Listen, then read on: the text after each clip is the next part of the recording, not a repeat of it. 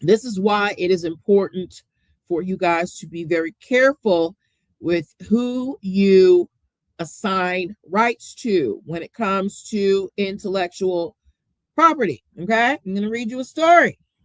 The title of this story says, "Who really owns your trademark? The startup nightmare no one warns you about." So, you know, buckle up, take a swig of water, take some notes. All right. So, 2015, a company called Ripple Analytics, they start using the mark Ripple for their HR software, RIPPLE. Okay. 2015. 2 years later, another company files a trademark for Rippling, RIPPLING. But the USPTO said no because there's already the Ripple for HR. Okay. So the People Center, the people who got rejected, they abandoned their application. They're like, fine, the USPTO said no, but they keep using the name Rippling.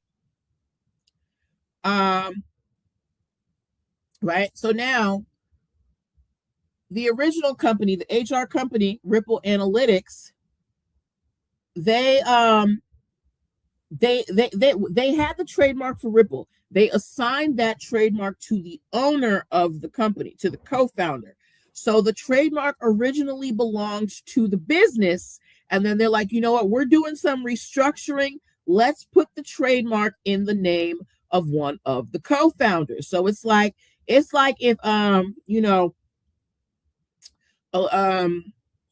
don't know, let's say Coca-Cola.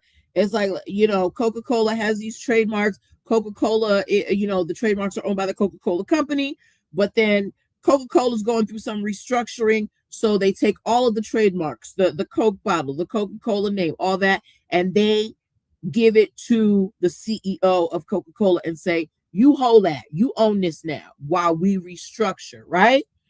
Now, the company that restructured Ripple for HR, they sued the Rippling company.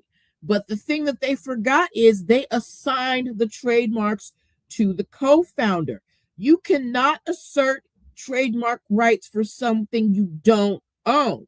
So remember, I said they were restructuring their company. During the restructuring, they reassigned. Why can't y'all see me? During the restructuring, they reassigned the trademarks. So now it looks like they belong to the co-founder. So who it has the right to file for trademark infringement? Not Ripple, but the co-founder. Okay. So this is why you need to be very careful and keep careful notes and be meticulous about where your intellectual property is assigned. You cannot assert intellectual property rights that you not own. If you don't own a trademark, you can't sue for that trademark. So even though this business had owned the trademark before, you gave it to somebody else. I don't know, maybe there was a de minimis value. He paid $1 for it or whatever, but you assigned it to someone else, so it no longer belongs to you. So you no longer have those intellectual property rights.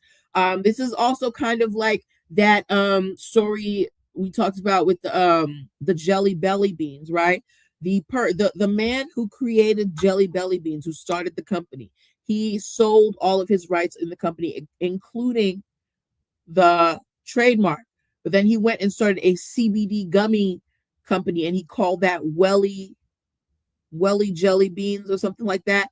And the company that he founded sued him for trademark infringement because he sold the rights to that name, and it was too close to Jelly Belly. Okay, so if you sell your rights, why is it so? Y'all can't see me? Hold up, something going on here. Okay. So, if you sell your trademark rights, you cannot assert those rights later. Okay, you just can't. All right. Next story that what time